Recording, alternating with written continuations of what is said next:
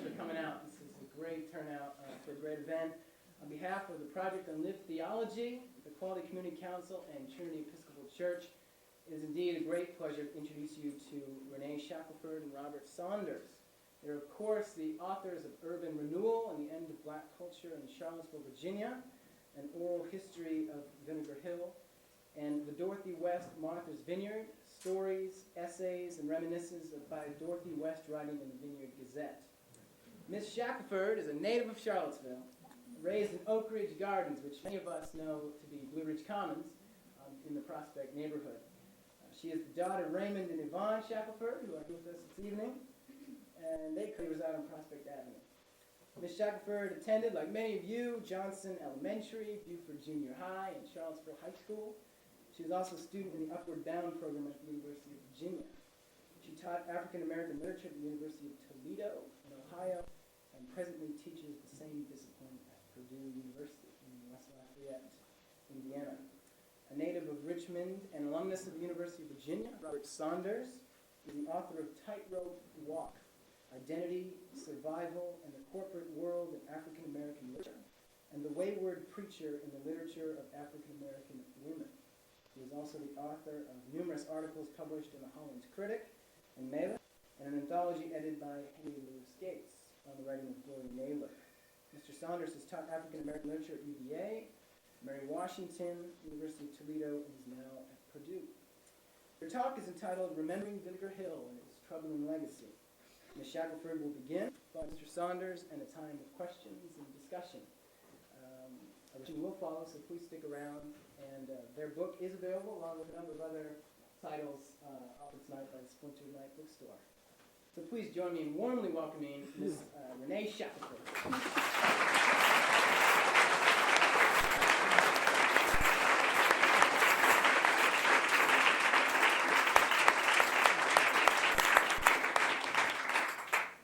Oh boy, I feel quite honored. Thank you very much for coming out this evening. And as John said, I am a homegrown girl, so I'm happy to be here, just to be at home. Okay, before I begin, I'd like to quote some passages from some text. And as I'm delivering my presentation, I'd like for you to keep in mind these quotes. The first quote is an essay taken from Public Opinion in the Negro by Charles S. Johnson. He delivered it at a national conference of social work in Washington, D.C. on May 23, 1923, and it was also published in The Opportunity in July 1923. He maintains, and I quote, "There are three cardinal beliefs that may be said to control in one form or another most of the thinking about Negroes. First, that they are mentally inferior. Second, that they are immoral. Thirdly, that they are innately criminalistic." Imagine that. A whole group of race of people born innately immoral, innately criminalistic, innately inferior, and innately mentally inferior.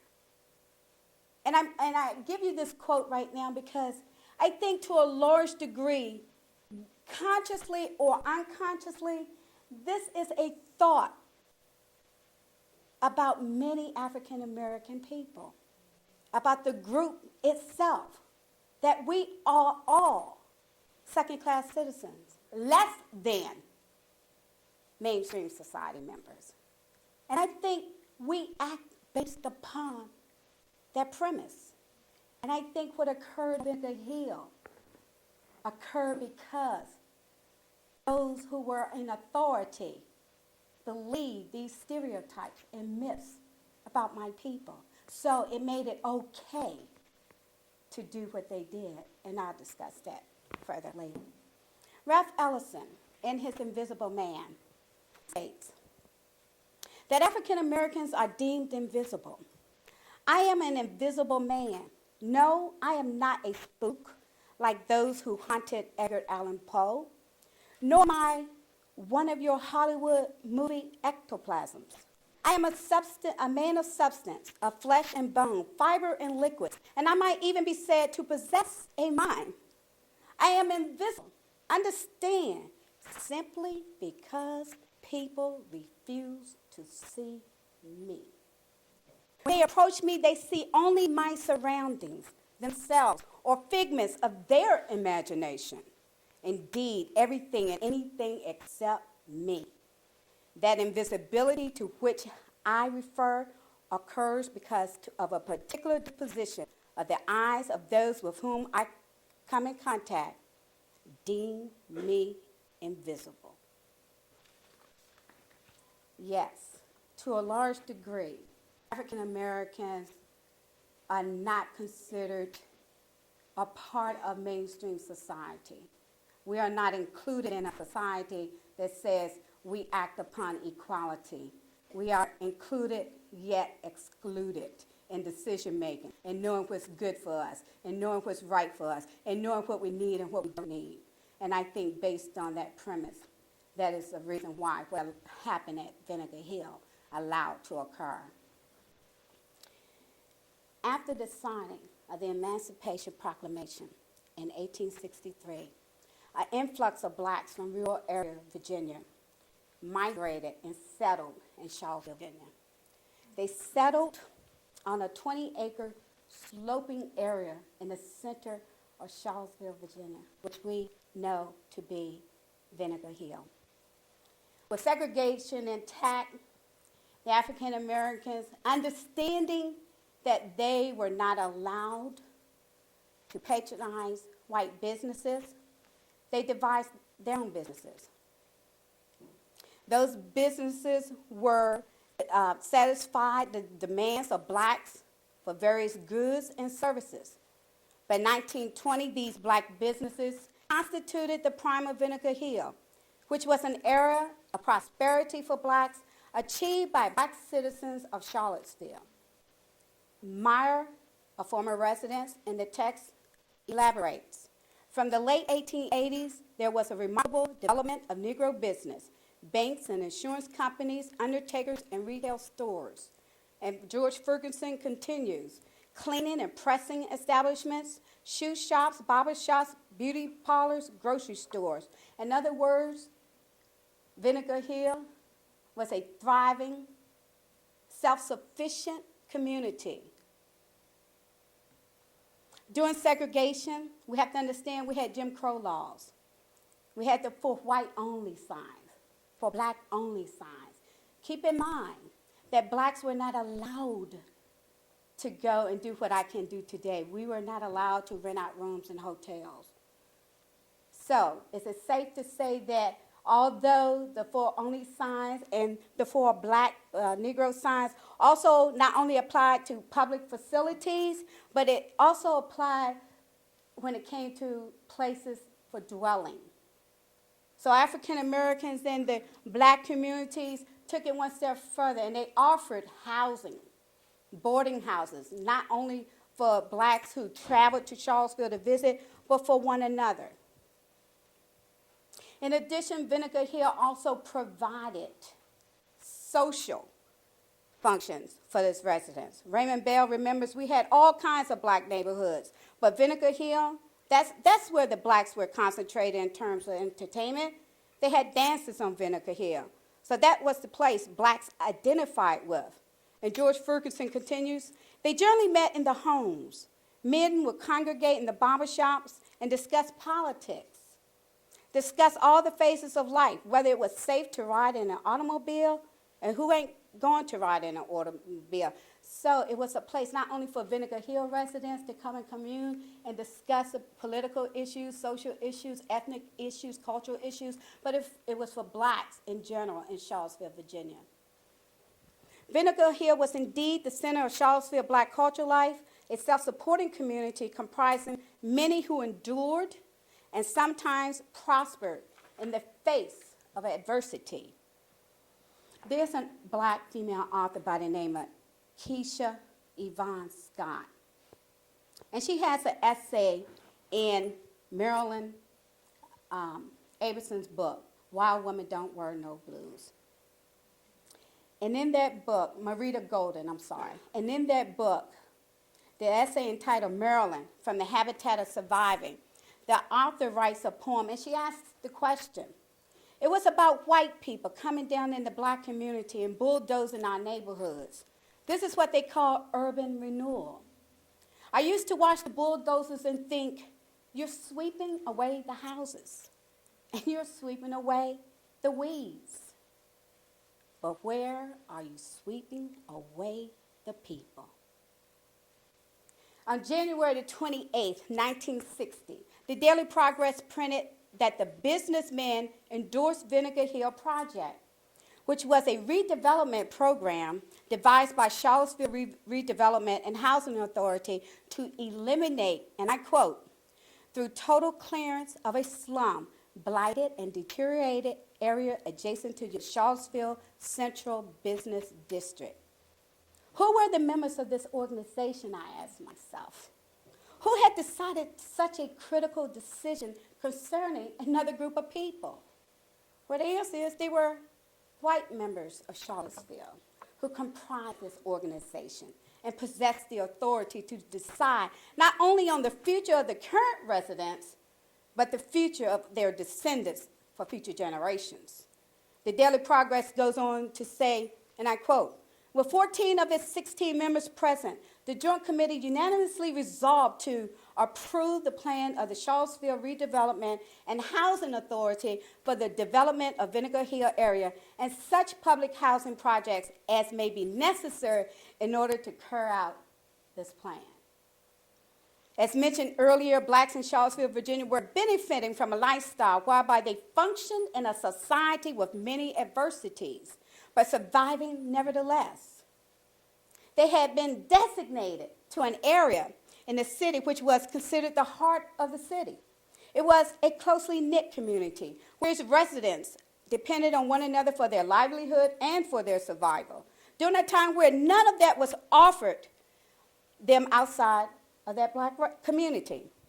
There they experienced shared cultural intimacy and inclusion in a society that often offered very little at all, if any, inclusion. In other words, blacks depended on a type of inclusion. They experienced a type of inclusion in their own community where outside in the larger society, it offered them no inclusion, only exclusion. In essence, blacks that lived on Vinegar Hill were a source of support for one another. Booker Reeves, a former principal at Jefferson School, maintains, even though there were different economic levels of black people who lived in Vinegar Hill area, they were all very closely knit, and they were people who were helpful to each other in times of stress, and they were people who would come together and work with people all over town. And Connie Brooks, a former member of the UVA housing staff, she remembers they were closer than they are now. People were more helpful to each other at that time. Because of segregation, I guess, they would go and take food. They would help each other. They would just simply help. The unity in that black community was extremely, extremely strong. The people of that community relied on one another for financial support, for food, to assist in their health. They helped them take care of their children. But white authorities of Charlottesville had another agenda for the area known as Vinegar Hill. They wanted the land so that they could, as Mayor Thomas J. Mickey communicated in a speech on June 10, 1960, and I quote, the whole area should be converted into a fine, check this out, a fine, modern business area, an extension of the downtown Main Street area, which was blocked from moving in that direction by the existence of the slum.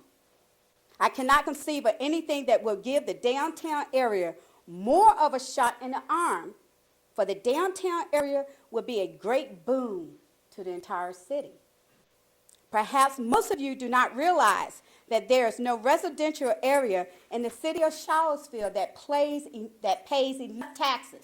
This is what he's concerned with, taxes. Giving the downtown area a boost, an economical boost at the expense of a whole race of people with disregard for their livelihood, disregard for their humanity or their dignity, that pays enough taxes to pay its share of the total cost of running the city government. It is the business areas, largely the downtown Main Street area, which pay the taxes that carry the lead for our government, from a financial point of view, as well as from a social and cultural. And I ask the question, whose culture? Whose culture is going to benefit from the urban renewal or urban displacement program? Point of view, the substitution of a fine modern business section for the slum area now existing would be the most forward-looking step that has been taken in Charlottesville in many years. In addition, the area had become an embarrassment. Yes, we had become an embarrassment for not only city officials, who were white, I might add, but for the white community at large. Here in the city of town was what they were trying to deny existed amongst them. Here out in the open for all to see, if they chose to look, was Charlottesville, and University of Virginia's dirty little secret. Black, many poor, but definitely not on the level of the white socioeconomic status. Uneducated members of Thomas Jefferson society, exposed for all to witness the injustice and the inhumane living conditions of a group of people living in a society that supposedly existed equality, forged of inequality and racism. So as Jean Arrington, director of Charlottesville Redevelopment and Housing Authority, announces, quote unquote, they could not believe it. Chickens right there in the middle of our city. Thus concluding with Mayor Mickey that instead of such conditions existing in the central part of town, through renewal could one day gain the benefit of an extended business district. This, along with removal, the public embarrassment of black life from the city or town, are the real reasons why city officials wanted to invoke urban renewal on Vinegar Hill. They were embarrassed by us. They were ashamed, and they did not want that to be seen by anybody else, and they didn't want to see it themselves. They did not want to see it. Simply put, there were secret meetings held by a predominantly white group of government officials and businessmen. The black community informed of the plan only after the decision had been made and the relocation of black citizens, destruction of black businesses, with no chance to recapture the essence of life as it was going to take place.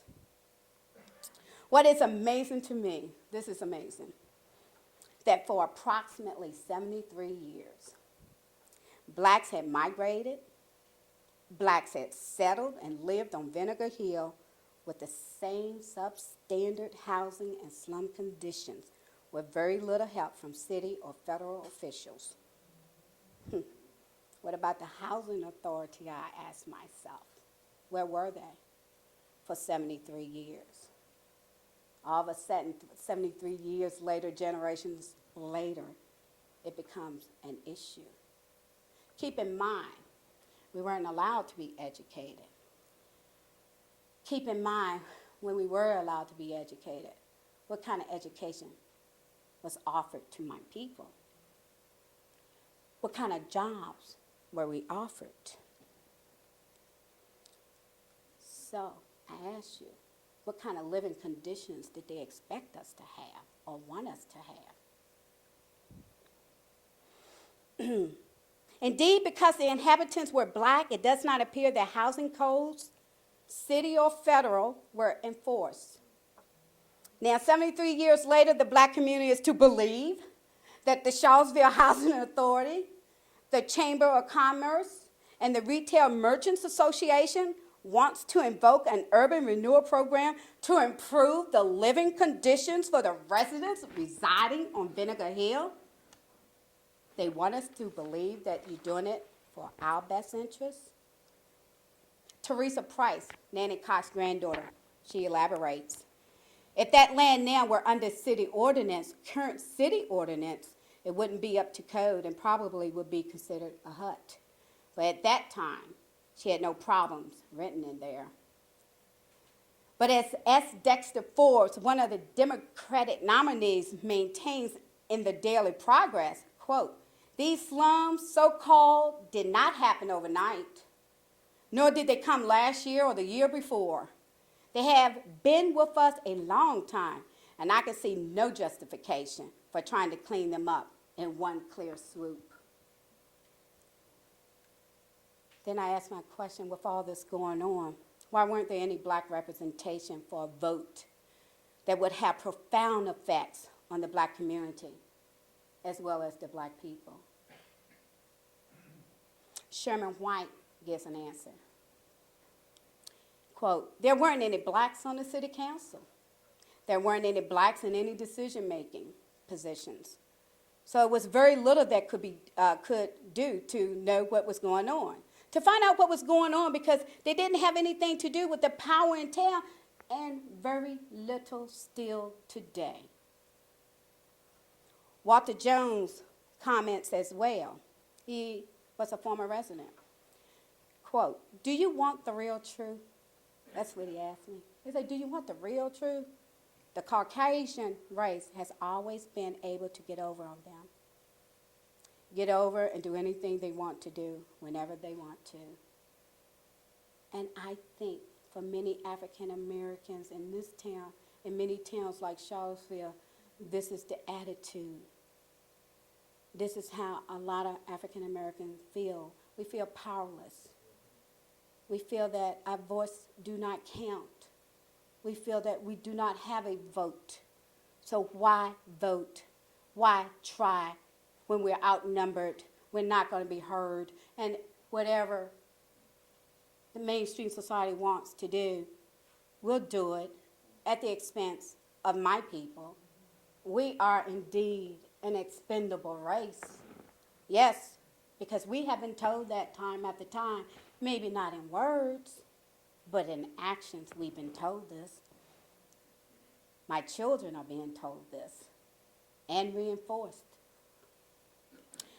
Thus, controversy resulted as a few of those on the Hill agreed with the prospective move. Much of the antagonism that resulted was due to the distrust that most blacks in Charlottesville had with regard to the city's white administrative officials. The blacks on Vinegar Hill had indeed become expendable. This forced move reminds me of another time in our history as African Americans. Some might even see urban renewal as a form of forced displacement, similar to that which took place when blacks first arrived on the shores of North America.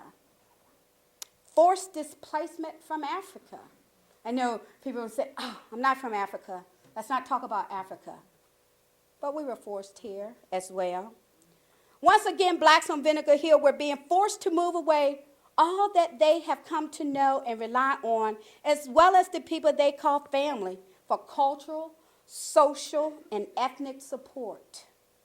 Similar to conditions of being forced from blacks' native ancestral home.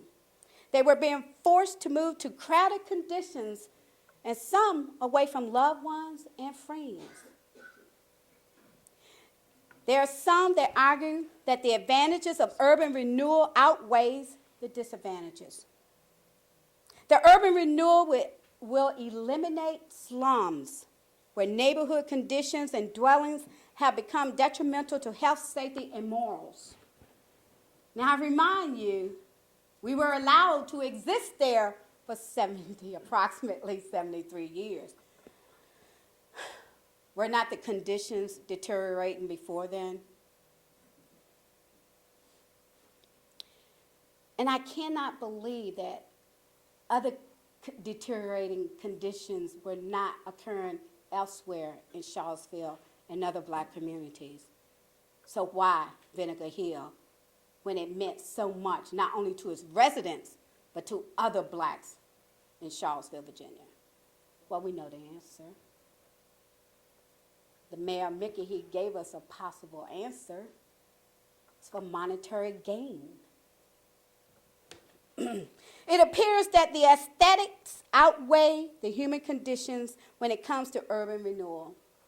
A lot has been discussed about the material and aesthetic benefits, but little has been discussed about the benefits of a whole race of people being displaced, which was seen as a government conspiracy. How else are we supposed to see it? No input from me or mine, told that we were going to move, when we were going to move, how we were going to move, and we were supposed to like it, regardless if we were renters or homeowners. There's an urbanologist by the name of Jean Lowe. She maintains that urban renewal was a way of dispersing the inner city's mounting numbers of blacks, and urban renewal came to be known as Negro clearance. And urban renewal also came to be known as Negro removal from the inner cities. This has not gone on just here in Charlottesville. This has occurred in places like Chicago, places like Toledo, Ohio. It goes on all the time.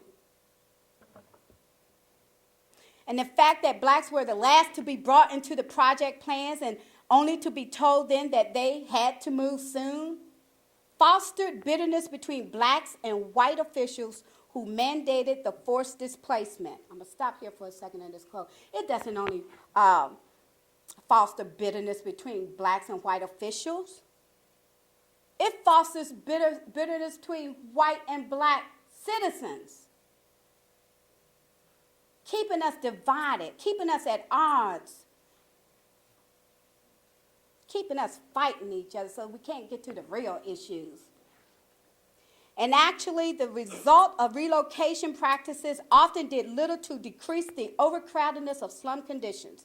She maintains generally nothing changed except the location of the inhabitants. What many cities did was to rob black residents of the only home that many had ever known, to rob black residents of the only businesses and support group that they had ever known, which sustained them in their survival. But it also broke up the organizations and clubs that so many of the displaced residents came to rely and depend on as well. It fractured the community. It fractured many spirits. It fractured a people. Churches oftentimes were not rebuilt, thus forcing those members to seek worship elsewhere. And as we know throughout history, the black race has survived and depended on black churches for everything that is dear to the core of their lives. Dividing congregations and in some cases separating families between different churches, thus dividing the family unit. There are disadvantages of urban renewal, many disadvantages, but I'm only going to give a few that are dear to me. Those removed are placed in governmental housing. Not that governmental housing is bad in itself. Forcing restrictions. That's what I have a problem with, the restrictions. Upon the earnings of its occupants. Tenants' income may not increase more than 20% over the income earned at the time of acceptance. So even when income rises due to cost of living, raises, change of jobs, et cetera, if the income increases and exceeds the amount, and I might add the nominal amount, set by authority, housing authority, the tenant either hides the fact, which forces them to break the law, and which is grounds for eviction, increase in your salary. How dare you? You must not want to live here anymore in my housing development. Crowded that is as well. Or one of the working occupants, man, meaning mom or dad, because grandma and granddad, aunt and uncle were not allowed to move with the family. And as we know throughout Black history, we are people who existed on the extended family. Forcing that support to be gone, fracturing the family once again, never to recoup once again. Oh, and I have people asking me, do you really think this was a deliberate thing? And I look at them, I say, well, what do you have me to believe? Some people refuse overtime work so not to be evicted from their houses. So society seems to be forcing a race of people, a whole group of people, to not be achievers due to financial circumstances. And if they are not achievers, then they will never rise out of their current impoverished conditions. What a cycle. What a devastating cycle that we have imposed on a group of people and on my children. Number 2, if financial restrictions are not met, sometimes one of the parents is forced to move out. This is amazing. Because too much money is made. Not enough to rise above the poverty level, but too much to dwell in public housing.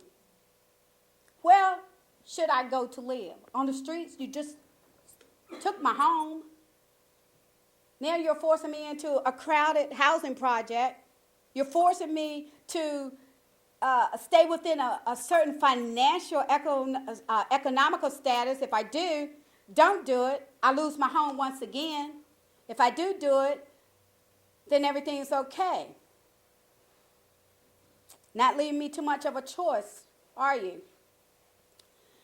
This has caused and fostered many broken households in the Black community and has played a significant factor why so many Black households are headed by single parents. Sometimes when we see these single female households, which sadly to say 9.5 times out of 10, they're headed by females more so than males, we might want to think about the possibility that he left because he had to, not because he wanted to. He left out of love for his family. That is a small possibility, but possibility just the same, because he has to do one or two things, either break the law or sacrifice the family unity so the family will have a place to live, or the homeless rate will increase by leaps and bounds. This has been a condition that has been forced upon Black families, causing a dysfunction within our race. Oftentimes when young boys see their fathers not at home, not fathering, supporting their family, this sends the wrong message of a deadbeat dad.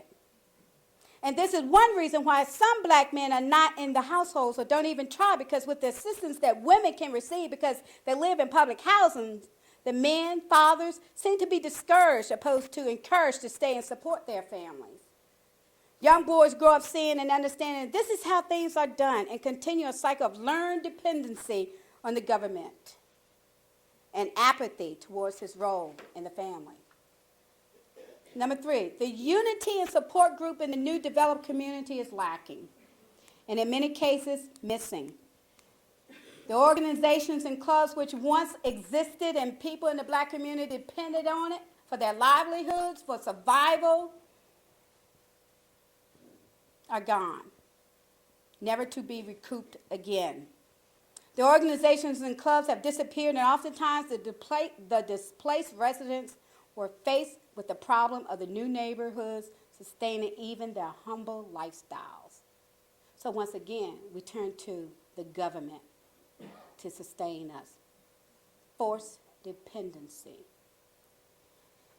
4th, and this is the one that I think we as a society, we as human beings, and for those of us who are Christians do not want to take into consideration, and that is there's a stigma associated with these people who are placed in housing projects.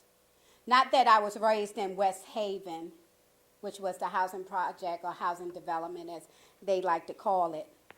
I was raised, I think, if I can remember correctly, from the age of 12 or 13 in Prospect Avenue. We called it Oak Ridge Gardens back then. There was a stigma placed on me and those who lived there outside of the community. The children of West Haven are stigmatized. Teachers, counselors, and even other blacks hold out little hope for their futures. And oftentimes when I walked through the halls of Charlottesville High, the majority, if not all, of the students in those downstairs remedial courses, training courses, VOTEC courses, were filled with children from Prospect Avenue, from Garrett Square, and from West Haven in particular, condemning us all to a life of second-class citizenship in the workforce, in the educational world, letting us know time after time we are a problem, we are not teachable, we are not equal or worthy, over and over and over. And even other blacks hold out little hope for their futures. Once you are known to live in one of these public housings, you have to overcome the stereotypes that are generally associated with people who live in these areas. Oftentimes, these people are seen as lazy and not wanting to work. Not understanding that they are not given jobs because of the fact that they live in a certain area of town. Oftentimes, when I used to apply for a job, and I put down where I live, and this has been the case of many of my friends, and this is the case today. Whether we want to realize it or not, it is occurring today over and over and over. Once children make known that they live in places like Prospect, West Haven, Garrett Square, and all the rest, they are denied employment. Access denied. What are these children to do? How are they to feel about themselves, about their blackness, about being black? They are often seen as criminals because of the area that they live in is more crime-ridden than others. But I ask you the question, is it that the areas in which they live in are more crime-ridden, or is it because it is reported more often than any other place in the city? Not that there is more crime or less crime, the fact that it is targeted more. So I ask you, what is the purpose of that? Targeting my children once again. These people are also seen as addicts of various kinds of drugs and as drug dealers. Grant you, there are some in the black communities, but there seems to be this belief that a majority of the people who live in public housing sell and take drugs more than those who live elsewhere. With these and other debilitating stereotypes, there is no wonder why our children are stigmatized in the workforce as well as in the schools. Many of our children are geared to laborious, remedial, training, educational systems because they have been labeled slow learners just because they live in a certain area of town. Many of our children are treated less than human, and many of them give up and quit trying to succeed, perform minimum at best, drop out of school, and or begin to fulfill many of the stereotypes and begin to do or sell drugs. And it's called stereotype vulnerability. I have been told that I am something for so long that I become what society told me that I am. I have become vulnerable to these stereotypes, and I have acted upon them, and I have become what you say I am. That's a sad, sad thing. These people do not or are not allowed to participate in the privileges that some of us are afforded. Urban renewal is not a positive occurrence for any group of people. especially for people who have already been labeled in this society as second-class citizens. Not having the benefits of equality as it is in our society. Urban renewal robs blacks not only of their homes, but of their support group, freedom to choose their own livelihoods, their self-esteem, self-worth, and the power to overcome the stigmas associated with living in environments where displaced residents are forced to reside, as well as the ability to coexist with dignity. Don't strip us of our dignity, because when we don't have that, we don't have much left.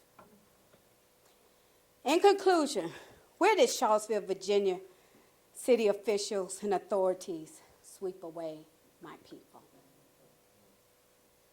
Like so many towns and cities who embark on a journey to hide away as black members, they are swept away in places out of sight. But there's a troubling legacy surrounding Vinegar Hill, and that is white city officials were so busy trying to sweep away my people, they have to, and their children will have to, contend with the legacy that a group of people were forced once again to leave their homes and be displaced. And in doing so, it robbed us of our unity, of our culture, of our ethnic and social and economical support. Most importantly, that it all was done with a disregard for the people and for the self-serving monetary benefits of one group over another. Not only that, it took one culture and replaced it with another. That's suggesting to me and my people that that culture is better than mine. It's more acceptable. Edward Jackson, the great-grandson of an outdoor sign company owner, makes a comment in the book. He states, "It has been a sort of sore spot with me, the taking of that property and the only black businesses that you really had, and not really going all out to help at least establish or relocate one to one. Another thing, they never came back and offered any of that property back to blacks. When they were taking it, they said they would. Whenever renewal was taking it, cleaning up, they said they would offer some of the property back to you if you wanted to open a business. So as I said, I hate to see the blacks put out of that property, and it looks like they're totally out of it now. And I don't feel that they paid fair prices for a lot of the property, and them to let it sit there. Remember, it's sat there for years, for generations. It's sat there. While my people were trying to survive in a maze. And I like to liken it to a mice maze. We were entrapped in a society that included with no inclusion. And to show you that they didn't have a plan, they didn't like Vinegar Hill sitting in the middle of the town businesses and University of Virginia. So they said this is the time to use this urban renewal money to get these people out of here. Get these people out of here. Some fought the compensation they received. And the tragedy of it all was that not one of the former residents on Vinegar Hill won their case. Not even for good faith measure. Not to even hide the reality of the injustice. You would think they would, but not one. Never to recoup their businesses again or rebuild their homes. Losing everything that they had taken pride in working to achieve, only to have it stolen away for the profits of others. And that indeed is Charlottesville troubling legacy. And I want to add, since I've been home, there's a buzz going on about this 10th or 10th and a half street situation with housing.